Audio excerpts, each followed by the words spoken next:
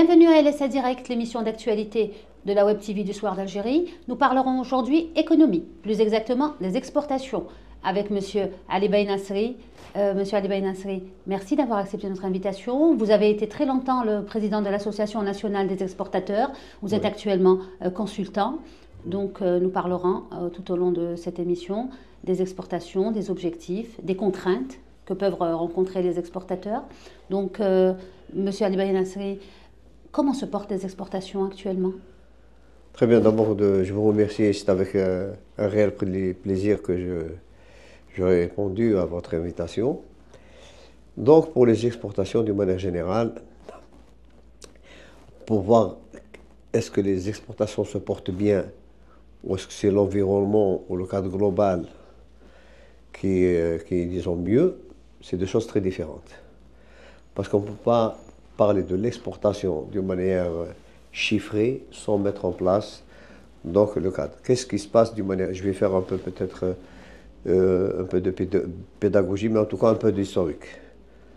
Donc, l'exportation, on avait un problème avant, c'est que il y avait deux freins, si j'ose dire, qui nous empêchaient d'aller vers l'export. Je parle bien sûr hors hydrocarbures. Il y avait un marché dynamique, rémunérateur, et les entreprises dont je connais pas mal ne voulaient pas aller à l'exportation. Donc moi-même par le passé, j'avais saisi des entreprises pour des marchés bien sûr tout à fait certains, et ils n'ont pas voulu. Ils disent moi, Nasri, écoute, je suis sur mon marché, je n'arrive pas à satisfaire et tout. Et il y avait une absence de volonté politique. Donc même si on a fait bouger un peu le cadre juridique en 2011, grâce au ministre à l'époque, M. Bembada, mais il n'y avait pas de volonté politique. À titre d'exemple, il y avait un conseil national consultatif pour la promotion des exportations, donc il était donc en 2003. Il ne s'est jamais réuni. Il ne s'est jamais réuni. La première réunion a eu lieu en 2018, c'est-à-dire 15 ans plus tard. Donc, ces deux éléments ont fait qu'on n'a pas été vraiment franchement à l'export.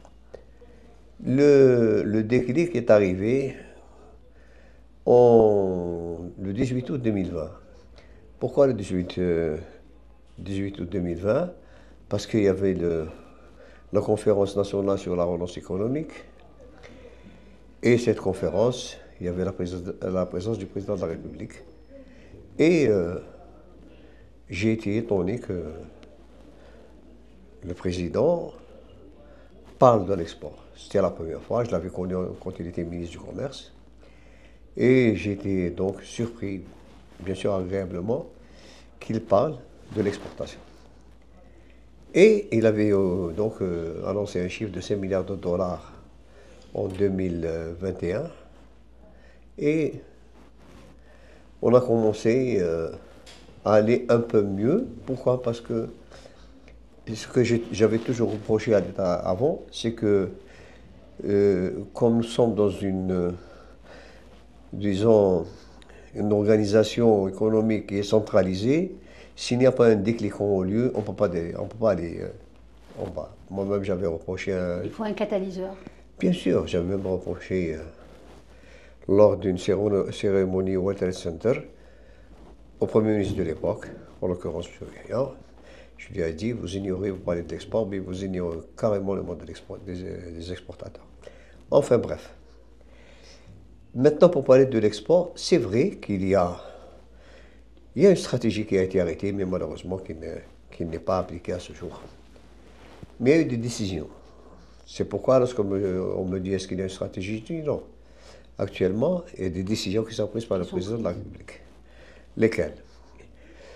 Lesquelles, eh ben, la première annonce, c'était donc l'installation de banques.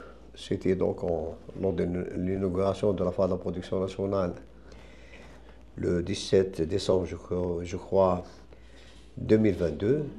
Donc il avait donné ses instructions au PDG de la SAFEX, en l'occurrence M. Taïb Zetouni, qui est actuellement ministre. Il lui a dit il faut ouvrir des showrooms en Mauritanie, à Dakar et au Niger. Au Niger, la situation ne le permet pas, ainsi que des banques. Donc, première mesure, donc destinée justement à mettre en place ce que j'appelle le puzzle, c'est-à-dire les outils nécessaires au développement des exportations, parce que je considère que le rôle de l'État, c'est de mettre en place le cadre attractif pour que les gens puissent s'insérer donc à l'intérieur. Et on a fait l'exportation, on a atteint le chiffre de 5 milliards de dollars en 2021. Il avait annoncé 7 milliards de dollars en 2022. On a atteint 6,6. En 2023, ça a chuté. Ça a chuté, je crois, à 5,5. Pourquoi? Parce que c'est vrai qu'il y a des mesures, une volonté d'y faire, mais c'est-à-dire qu'on n'a pas donc le potentiel nécessaire tourné vers l'export. Et je m'explique. S'il y a eu cette évolution des exportations en valeur, ça n'a pas été en volume. Parce que quand on examine le profil des exportations, on s'aperçoit qu'il est impacté par des produits énergivores. Énergivores, à leur tête, c'est les fertilisants. Nous sommes très fortement exportateurs d'ammonitrate d'urée et d'ammoniac. C'est des produits gaziers à 70%. Donc, l'augmentation du baril de pétrole en 2021 a fait automatiquement accompagner le HH. Donc, quand on examine l'évolution des exportations globales en Algérie, on voit que les exportations HH accompagnent l'exportation des produits pétroliers. Donc, sachant que il y a du nouveau en matière de produits. Nous avons donc exporté beaucoup de raw béton et du ciment. Et quand je reviens toujours un peu sur l'historique, c'est que, plutôt le constat que j'ai fait moi-même personnellement, c'est que les exportations algériennes, et c'est normal, sont intimement liées aux investissements. Le premier déclic, on était à l'époque à 438 millions de dollars. Quand je dis à l'époque, c'était en 2000. Et c'était essentiellement Sonatrach. Pourquoi Sonatrach figure dans le HH? Moi-même, j'ai demandé souvent donc, ce qu'on écarte Sonatrach. Et c'est parce qu'elle exporte ce qu'on appelle les solvants aromatiques, ou les goudrons issus de la distillation. C'est dans une raffinerie, donc vous avez donc plusieurs produits. Vous avez du benzène, du xylène, enfin essence, plusieurs produits dérivés. Et on a des produits qu'on ne peut pas traiter, qu'on exporte, notamment en Europe. Donc, c'est elle qui figurait à l'époque au niveau de 80% des HH. Et le reste, c'était des dates, l'industrie à l'époque n'était pas aussi diversifiée que maintenant. Donc, les premiers sauts, si j'ose dire, à l'exportation, ça a été les investissements. Donc, il y avait Sonatrach, il y avait Asmidal. Asmidal, c'était essentiellement de l'ammoniac et de l'urée. Et le partenariat entre Fertiberia, Espagne, du groupe Villamir espagnol, avec Asmidal, donc ils ont pris 67% des parts, a fait que ça a commencé à bouger. Le premier investissement important, ça a été Civital avec le sucre. 2010, ils ont commencé à exporter. Donc, 2010, ils ont commencé à exporter. Et la facture globale, pas uniquement Civital, parce qu'il y a d'autres acteurs maintenant, donc a atteint le poste sucre a atteint 400 millions de dollars en 2022, pour voir que c'est très très important. Le deuxième investissement important, c'était Sorfert. C'était une JV en Séonatrac et Sawiris, justement dans les fertilisants. Ça a fait donc aussi grimper, si on peut citer les chiffres après. Le troisième, c'était Al-Jazariya Al-Oumaniya Al-Asmida. Toujours dans donc, le même... des fertilisants. Il y a aussi donc un acteur turc qui a investi en Algérie pour la production donc d'acier et notamment donc de roi à béton. Les produits sidérurgiques ont atteint en 2022 $1 milliard, alors qu'ils n'existaient pas. Donc je ne voudrais pas donc donner des dates, mais en tout cas, c'était 2013, 2015, Jazira Oumaniya, 2017, donc Tosyali. Et l'autre investissement, non pas à travers des créations d'entreprises, mais en tout cas en termes d'investissement dans le ciment. En 2015, 2016, 2017, on importait à peu près 4 millions de tonnes de ciment. Il y a eu un investissement très important, on est passé d'une production de 18 millions de tonnes à 40 millions de tonnes. Donc, entre guillemets, on avait le syndrome de la minoterie, on a mis en place donc, le syndrome de la cimenterie. Et pourquoi? Parce que 40 millions, les besoins sont de 22, et c'est venu un peu percuter plutôt le ralentissement des investissements plutôt dans le BTPH. Il fallait donc absolument exporter. Et on exporte du clinker. Le clinker, c'est un demi-produit, c'est-à-dire celui qui absorbe le coût énergétique. Dans la cimenterie, vous avez donc, c'est une industrie polluante, il faut le savoir. Et vous avez le clinker, c'est un demi-produit, c'est du ciment solidifié, c'est-à-dire en cailloux. Après broyage, ça devient du ciment, en poudre. Voilà, donc c'est les investissements qui ont fait qu'on a augmenté nos exportations. Et aujourd'hui, qu'on se fixe comme objectif d'atteindre les 29 milliards de dollars à horizon 2030, ça vous paraît réalisable ou Écoutez, ça dépend. Il y a des gens, on peut voir un verre à moitié plein ou à moitié vide. Ça dépend donc de l'état d'esprit des uns et des autres. Mais en tout état de cause, on n'a pas actuellement les produits permettant d'atteindre ce chiffre-là. Mais, quand on dit on n'a pas, c'est-à-dire on n'a pas mis en place l'industrie nécessaire. Mais d'une manière primaire, c'est-à-dire on a le potentiel. On a le potentiel pour y parvenir. Quel est ce potentiel? À leur tête, c'est les produits miniers. Les spécialistes donc, parlent de 31 substances minérales en Algérie. Et on a commencé l'exploitation de Gares Bilad. Mais nous sommes donc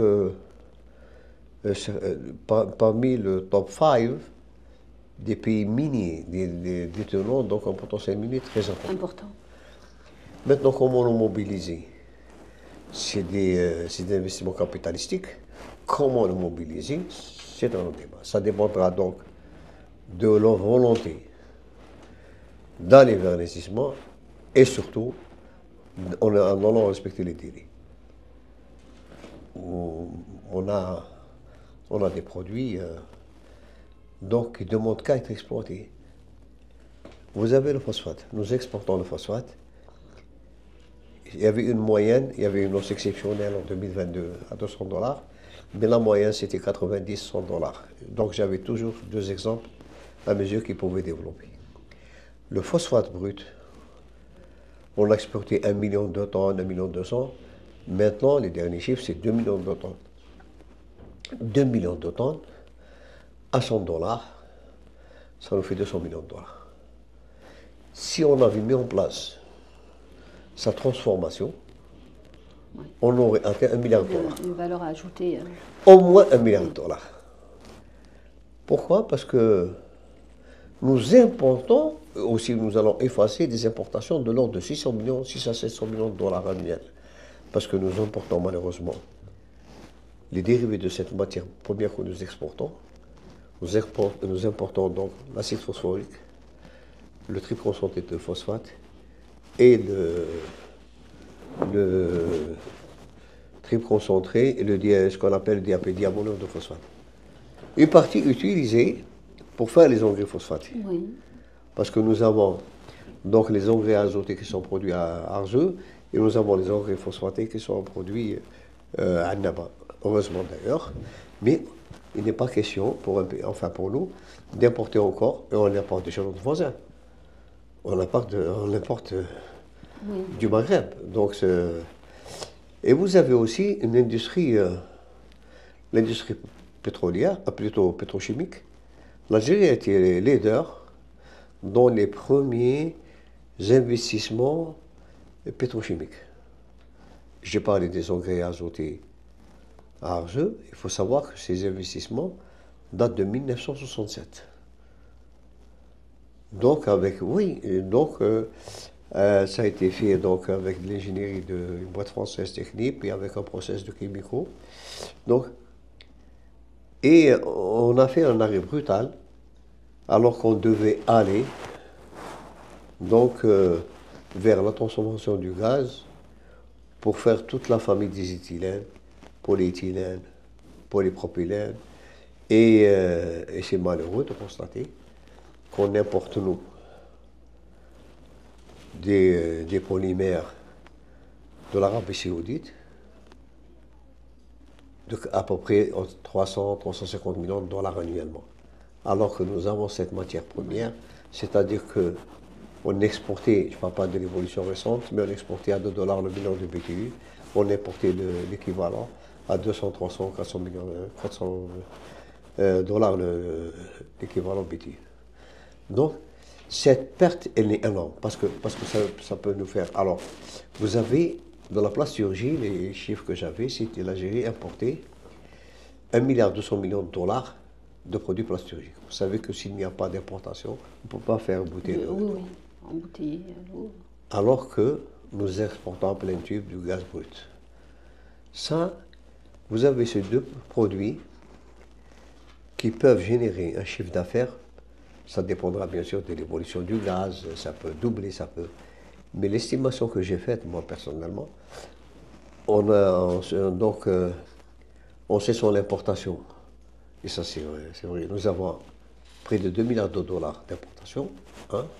Deux, on peut aller, si on examine ce qui se passe dans la région, parce que le phosphate, il est presque méditerranéen, plus la Russie et la Chine. La moyenne des exportations au niveau donc MENA, il est de 4-5 milliards de dollars. On peut les faire. Oui. Parce qu'il y a nous avons donc la disponibilité de la matière première. Et d'après donc ce qu'on connaît, ce qu'on a entendu, nous sommes prêts d'aller vers la production de 10 millions de tonnes. Donc 10 millions de tonnes, ça peut rapporter beaucoup si on les transforme. Donc, est-ce qu'on peut atteindre? Oui, mais les conditions sont celles d'aller très vite. Oui. Et, comment dirais-je,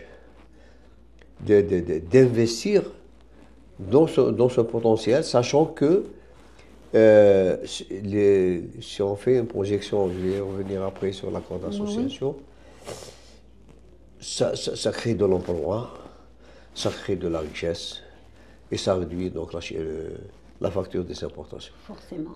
Donc on peut atteindre peut-être pas 29, peut-être 15, peut-être, mais en tout cas, on a dans les produits miniers, et je citerai quelqu'un, je ne sais pas si... il y a des spécialistes en Algérie qui ont une grande expertise dans les mines, et qui ont fait des évaluations, qui ont avancé les chiffres de 30 milliards de dollars. Oui, ce qui n'est pas, pour vous dire, pas rien. voilà. Oui. Maintenant, ça dépendra de beaucoup de choses, parce que si en mature en projet, on va faire... Parce qu'il ne s'agit pas On a fait beaucoup de projets, on a maturé beaucoup de projets. Où est-ce qu'ils sont? Je vous parle, moi, d'un projet que j'ai connu. Il y avait Sonatrach qui avait signé avec Total en septembre 2007 pour la production, justement, la transformation du gaz, pour la production de 2 500 000 tonnes d'éthylène glycol destinés justement à la pétrochimie et tout. Moi j'ai dit c'est bon, ça va nous ramener. Oui. C'est un contrat qui a été annulé en février 2014. Entre-temps, on a importé 6 ou 7 milliards de dollars. Alors que le coût à l'époque était de 3 milliards de dollars. Donc c'est toute, je ne dis pas c'est mon qu'à gagner, mais toutes ces pertes que l'Algérie a subies ou a accusées par le passé. Donc oui, on peut prétendre faire plus, et nettement plus, parce que le problème, ou le plus important pour nous, pour l'Algérie, c'est de faire une projection sur 2050. Donc l'augmentation de 1 100 000 personnes algériens chaque année. Donc, et sur 25 ans, ça va faire 25 millions ou 30 millions. Nous sommes à 47. Donc... oui, il faudra s'y préparer, oui. Donc, et comment faire face à 75 millions d'Algériens ou 80 millions d'Algériens dans le futur. Oui. Et vous, Monsieur Nasri, quand vous dites, je sais que vous avez été longtemps le président de l'association des exportateurs, donc vous êtes aujourd'hui encore au contact avec les exportateurs. De quoi ils se plaignent? Juste une chose, donc je suis premier vice-président au sein de l'association. Oui. Donc vous êtes toujours, vous êtes depuis longtemps. Oui, voilà, on a donc un statut qui limite les mandats. J'ai respecté donc la limitation des mandats malgré donc les sollicitations, mais c'est bon. Mais je suis toujours un homme de la sphère de l'export. Oui. Je vous ai dit, je suis premier vice-président. Mais là, moi, je me définis toujours comme étant un militant de l'export. J'essaie, avec mes faibles connaissances et mes faibles moyens, de faire avancer J'ai fait avancer certaines choses. Certainement, oui. Oui, j'ai été à l'origine, que beaucoup de gens ne connaissent pas. J'ai été, par exemple, à l'origine de l'exonération de l'IBS en Algérie. Beaucoup de gens ne savent pas que j'étais à l'origine quand je dis l'exonération de l'IBS, c'est ad vitam aeternam. Parce qu'avant 2006, on était exonéré de l'IBS à la condition de le réinvestir. Et donc, lors d'une réunion avec le DG des impôts, j'ai dit, vous nous donnez un avantage qui est réaliste. Il n'est pas personne. Moi, j'ai fait donc une petite investigation. Personne n'a bénéficié parce que personne, on exportait très peu à l'époque. Qui va investir c'est une obligation, non? Et il m'a dit, le DG de l'époque, il m'a dit, qu'est-ce que vous voulez? Je lui ai dit, c'est très simple. Le bon sens paysan. Moi, j'ai réalisé 10 millions de dinars globalement, mais à l'intérieur, il y a 1 million de dinars à l'export. Vous l'excluez oui. Ça a été fait. Oui, c'est très bien. Mais ça, c'est important. Oui, pour bien sûr. J'ai fait donc, j'ai fait des trucs, je ne voudrais pas les citer toutes, mais pour vous dire, quelquefois ça avance, quelquefois ça bloque. Mais je reviens sur une chose, il faut absolument aller vite, bien sûr, vite et bien, pour justement sur ce chiffre et sur la projection de 2050, à ce qu'on réduise donc notre exposition au pétrole. C'est-à-dire nous allons atteindre des points de vulnérabilité qui seront très importants pour le futur. Et peut-être qu'on n'aura pas assez donc, pour alimenter 75 millions d'Algériens. Donc, les populations qui vont arriver. Bien sûr, après, oui. Bien sûr. Donc, c'est maintenant. Qu'il faut penser à... C'est maintenant. Nous avons des réserves de change, alhamdoulilah, qui sont importantes, l'équivalent de 14 millions de dollars. Nous n'avons pas de dette, ça n'existe pas. notamment en Afrique, ça n'existe pas. Donc, nous avons donc un écosystème, disons, macro, si on prend les indicateurs de gestion macro, nous sommes bien aujourd'hui. Il faut donc profiter de cette conjoncture. Bien sûr, mais quand on se projette sur 25 ans, sur 2050, il faut absolument donc le face-à-face avec le pétrole et ce point de vulnérabilité. Parce que qu'est-ce qui se passe? C'est que la consommation du pétrole, du gaz en Algérie augmente bien sûr, les besoins augmentent. Donc, il y a une augmentation de la population, il faut la satisfaire. Réduction, ça vient en réduction des exportations en cas d'absence de découverte, de nouvelles découvertes. Inch'Allah, oui. On va découvrir. Mais ça sera comme ça. Et quid, qu'est-ce qu'il faut faire? Qu'est-ce qu'il faut faire? C'est, je pense, le challenge le plus important. Et je ne vais jamais dans le sens du poil quand c'est la honte. Mais il faut reconnaître au président actuel, M. Abdelmajid Tebboune, c'est qu'il a mis l'export comme une des priorités. Oui, c'est la priorité. Est-ce que les décisions qui ont été prises au fil des années ont fait que l'acte d'exporter est devenu moins contraignant que dans les années précédentes? Oui, oui. Pourquoi? Parce que nous sommes un pays qui réagit donc très vite quand c'est la plus haute autorité du pays qui parle. Quand le président parle d'export, ce qui fait que le démembrement de l'État, je ne dirais pas qu'ils ont pris peur, mais en tout état de cause. Ça fait réagir plus. Ils savaient réagir. Oui, oui. Dis-moi si je le bloque, maintenant, parce que l'ambiance était, donc le mot d'ordre, on parlait que de l'export. C'est le président qui en parle. Les gens ont pris peur pour le dire. Hein. Oui. Et donc ils disent l'export, on est là. C'est une réalité, ça va mieux. Mais je reviens aux fondamentaux. L'un des axes pour lesquels on peut développer l'exportation, le chiffre, c'est la levée des contraintes de la réglementation de la banque, quand je dis de la Banque d'Algérie, oui. Et de la réglementation d'échange. Vous faites allusion à quel règlement particulier? Au règlement, nous sommes c'est une réalité. Nous sommes le seul pays au monde qui empêche les entreprises d'aller à l'international. Ça n'existe pas de par le monde. Nous-mêmes en Algérie, on a près de 11 000 entreprises étrangères. Oui. On les a même limitées avec des investissements autour de 49%. Pour vous dire qu'on ne peut pas continuer comme ça. On ne peut pas empêcher les entreprises d'aller vers l'expérience. C'est enseigné académiquement. L'internationalisation de l'entreprise, c'est un levier de croissance pour l'entreprise et pour le pays. Oui, se déployer, évoluer. Bien sûr. Et pourquoi il faut le faire maintenant plus que jamais? Parce que nous sommes signataires de la ZLECAf. L'Afrique, je connais notamment les pays de l'Afrique de l'Ouest, c'est des pays où il n'y a pas de chaîne de distribution.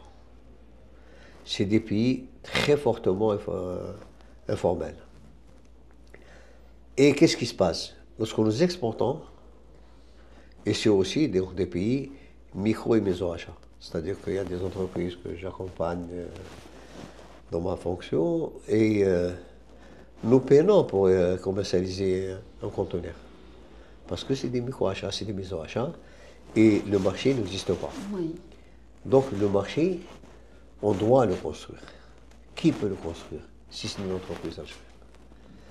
Et j'avais fait plusieurs propositions, j'ai même donc des retours de bâton à ce sujet-là, mais je maintiens et je persiste. Il ne peut pas y avoir de développement des exportations en Afrique et dans le monde si nos entreprises ne prennent pas en charge elles-mêmes le développement de ces réseaux. Maintenant, qu'est-ce qu'il faudrait faire? Il faudrait donc encadrer ces investissements. Il faut absolument annuler le règlement 1404 qui a été mortifère et aller vers des mesures que personnellement j'ai faites. Nous avons actuellement deux banques, l'une à Nouakchott, Mauritanie, l'autre au Sénégal. C'est des banques publiques. Moi, je suis ici entreprise X, domiciliée à la BEA. La BEA, elle est là-bas. Ah. Il y a un dispositif au niveau des banques qui s'appelle la GAP. Garantie à première demande. Ça veut dire quoi? Moi, je suis un opérateur dans un pays X. Je suis domicilié dans une banque et je vais investir dans un autre pays. La banque où je suis, elle existe là-bas. Elle me dit, il n'y a pas de souci. Je vous donne des crédits dans le pays Z, vous dans le pays X, je vous garantis, il n'y a pas de souci. Là, c'est pas possible. C'est pas possible. C'est pas possible, parce que c'est toujours la vision de l'échec. Parce que la garantie à première demande, qu'est-ce qui se passe? Moi, et ça c'est une réalité, hein. Moi, il y avait des opérateurs qui devaient lever 200 000 $. Et ces 200 000 $, le retour sur investissement devait se faire sur 6 mois. On n'a pas pu le faire. Alors que la banque à laquelle était adossée cette entreprise leur dit, il n'y a pas de problème. Je peux appliquer la GAP, oui. Je peux vous donner du crédit là-bas. Mais la réglementation, la vision de la réglementation ne le permet pas. Voilà, oui. Elle vous dit, et si c'est un échec? Parce que, pourquoi? Parce que si elle vous donne de la devise, par exemple, moi je vais investir au Sénégal, si elle me donne la devise là-bas au Sénégal, la banque ici, il faut que je la rembourse en devise. La banque d'Algérie dit non. Oui. Trop de prudence. Parce que c'est toujours la vision de l'échec. Oui. Alors, il y a aussi autre chose que j'ai moi-même proposé depuis longtemps, c'est l'utilisation du compte exportateur. Je me suis dit peut-être que la vision de l'agrémentation d'échange, c'était, voilà, je ne vous donne pas parce que moi j'ai des réserves de change, je tiens à les conserver, donc je ne vous donne pas. Ou là je vous donne... Alors, très bien, moi j'ai dit, puisque je comprends qu'on ne touche pas les réserves de change, mais nous avons les 20%. L'État, la Banque d'Algérie, laisse, c'est bien dit, à la libre disposition de l'opérateur, de l'exportateur, dans le cadre de la promotion de sa activité. Oui. C'est clair et net. Je leur ai dit, laissez-les utiliser ce compte pour investir. Et dans ce cadre-là, ce n'est plus une réserve de change. C'est un montant à l'export qui a été ramené par l'exportateur. En fait, il faut faire confiance à nos exportateurs. C'est ce que vous voulez, dire. Oui. On est dans... Moi, ce que quelqu'un qui veut investir 100 000, 200 000 $, oui. Alors que d'autres importent pour 100 000 $, on ne va même pas utiliser du produit, s'il va servir, s'il va se vendre. Donc, cette approche de la devise, il est maintenant temps de la changer, compte tenu justement des points de vulnérabilité du futur, compte tenu donc de nos ambitions, et compte tenu de nos responsabilités vis-à-vis des générations futures. On doit, maintenant plus que jamais, pourquoi un peu? Parce que l'Afrique, nous sommes dans les accords d'association déficitaires avec l'Union européenne. On aurait hydrocarbures, il faut s'entendre. Et avec la zone arabe de libre-échange, c'est pratiquement pas autant, mais en tout cas, on n'a pas une balance extrêmement importante, positive. Et la ZLECAf, si nous, on n'investit pas là-bas, si nous, on développe notre business, parce que oui. Je vous ai dit, mes achats informels et tout, si l'entreprise algérienne qui a les moyens, nous avons de grosses boîtes en Algérie qui sont capables d'installer, de développer des réseaux et de les maîtriser, de rapporter de la devise en Algérie. Et aussi, je vous donne un exemple. L'investissement dans le CKD, SKD en Afrique, il est permis. Il y a des entreprises ici qui peuvent faire de l'or en investissant dans le secteur. Nous, on a SKD. Chez nous, ça n'existe plus. C'est normal, c'est logique. Mais là-bas, ça existe.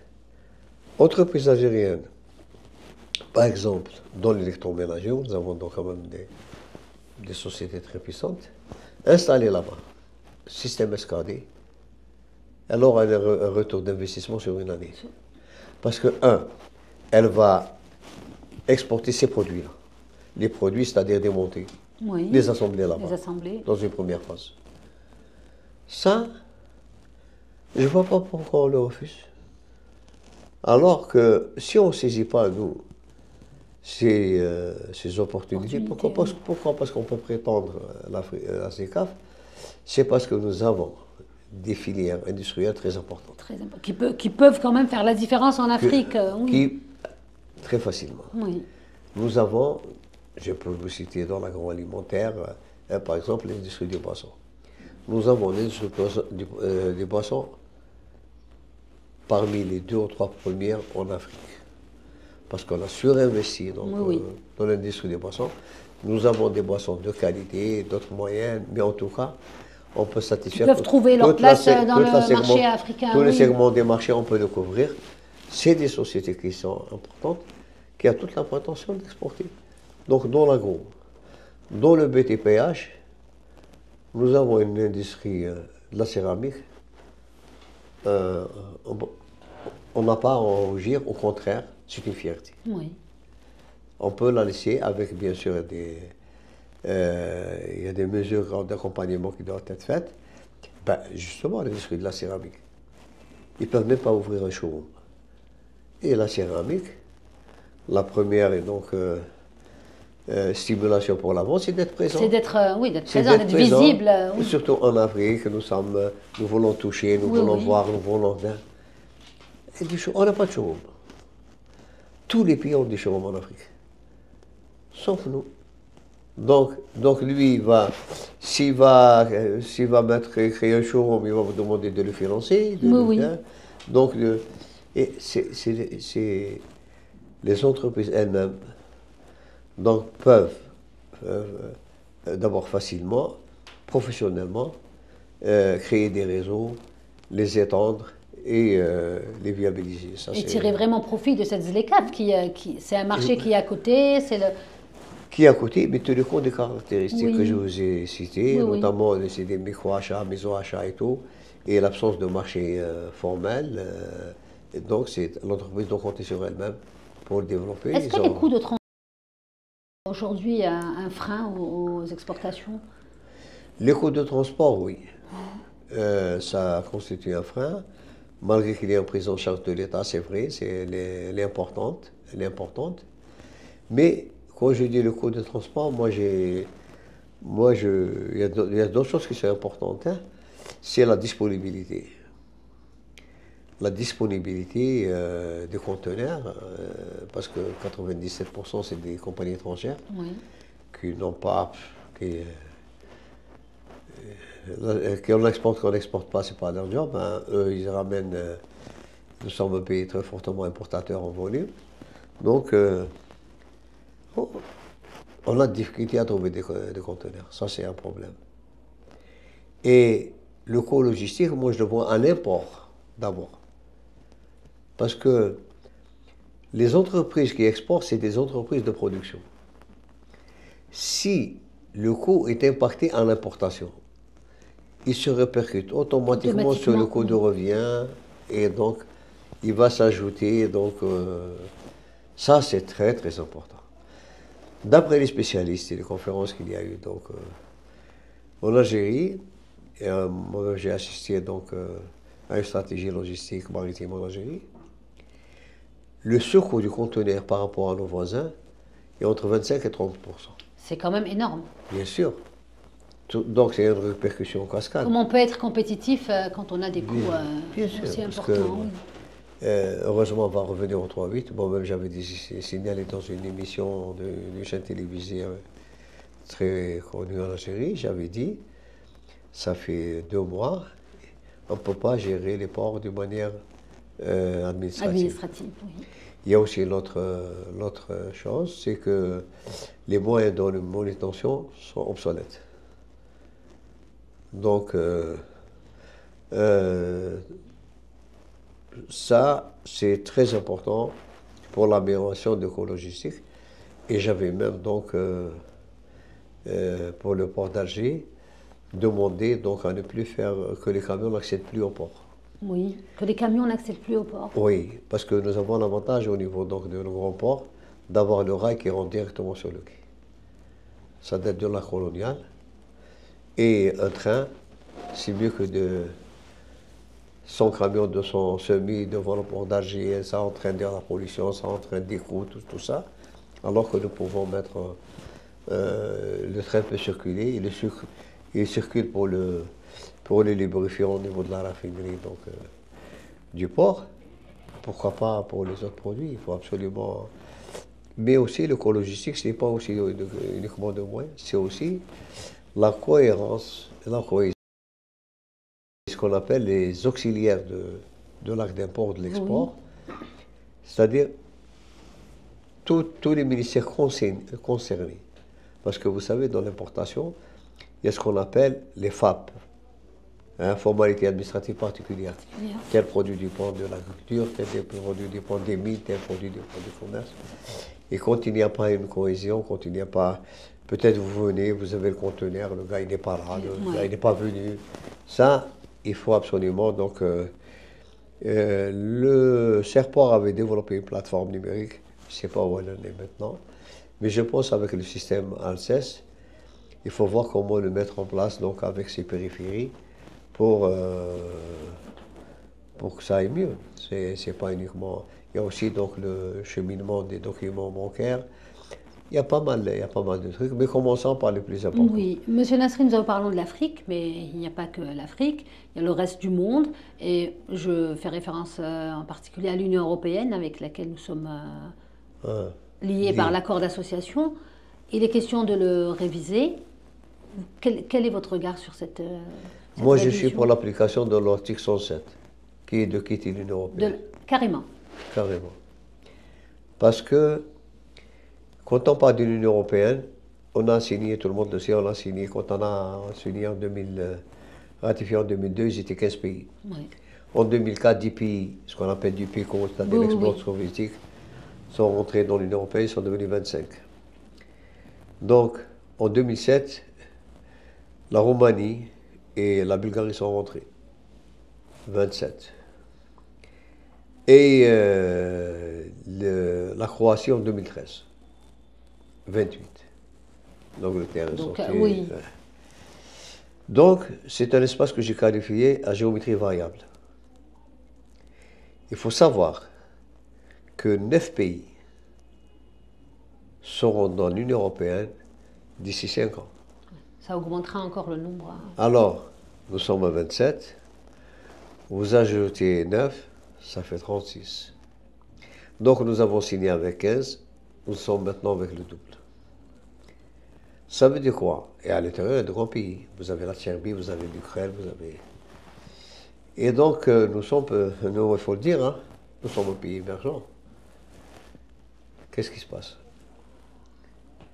Comment commercer et tirer profit, de cet accord, oui. Sachant que les seuls produits que nous exportons vers l'Europe, c'est le pétrole et le gaz. Et actuellement, ces deux produits sont dans les lignes de mire de l'Union européenne. Pourquoi? Dans la ligne de mire, parce que considérés comme des produits hautement polluants. Et au nom de la décarbonation, on ne veut plus que les gens produisent du pétrole. Ça veut dire quoi? Et actuellement, les produits HH qui vont vers l'Europe, à partir du 1er janvier 2026, seront frappés par une taxe de 25%. C'est-à-dire tous les produits énergivores, oui. tous les fertilisants. Oui. Tous les fertilisants. Impossible d'être compétitif Alors que dans ces conditions. Oui. sachant l'essentiel de nos exportations vers l'Europe, et dans le panel de nos exportations, les fertilisants représentent 60%. Si vous ajoutez le rang béton, si vous ajoutez le ciment, ça veut dire qu'on va payer 25% si on veut. Et les 25% sont destinés à quoi? Ils sont destinés à financer la décarbonation au niveau de l'eau. Oui. Nous, on a mis ce qu'on appelle droit additionnel provisoire de sauvegarde, les DAPS. L'Union européenne s'est affolée, c'est pas conforme à l'accord, oui. Il y a une rupture, il y a Eux, ils prennent normalement une augmentation. Si au nom de, c'est écologique, vous devez payer, point barre, il n'y a pas d'explication. Donc, c'est un contrat, c'est une union totalement symétrique. Oui. Tout le monde en a parlé, tout le monde le dit, alors que l'article 2, aussi on prend donc la genèse de l'accord d'association avec le processus de Barcelone et la vision d'une mer, une zone de prospérité, une zone donc, j'allais pas dire fraternité, mais en tout cas une zone de prospérité qui est visée. Nous ne sommes pas dans ce cadre-là, on s'appauvrit. Et on s'appauvrit comment? C'est-à-dire que nous, on reçoit des produits finis de l'Union européenne, mais nous, on exporte une matière première qui donne de la valeur ajoutée à l'Union européenne, qui donne de la fiscalité, parce que les produits donc, énergétiques, l'essence et tout sont fortement taxés, elle donne donc de l'emploi. De l'emploi. Alors vous voyez le déséquilibre. Nous, on envoie de la matière où ils gagnent, nous, on reçoit de la matière première qui nous coûte donc beaucoup d'argent, ils ne viennent pas investir. Quand on fait quelque chose, ils nous disent non, vous n'avez pas le droit. Donc, application de l'article 107 sans hésitation. Très bien. Je sais que le président de la République a demandé la révision article par article et il dit qu'il maintient l'accord. Moi, personnellement, je suis contre ça parce que la révision article par article ne va pas nous mener loin. Très bien. Pour moi, l'approche de cet accord, il est hautement politique. Est-ce qu'on veut revenir à l'article 2 de l'accord d'association qui est de relations équilibrées? Est-ce que vous voulez venir investir chez nous? C'est vrai qu'on a fait on a pris des mesures qui n'étaient pas favorables et tout pour tout le monde. Mais partenariat stratégique, oui. Partenaire, oui. Client, vendeur-client. Oui. Merci beaucoup, M. Ali Baïnassri, pour toutes ces informations, tous ces éclairages. Quant à nous, on se retrouve la semaine prochaine pour une autre émission, un autre invité. Merci de nous avoir suivis.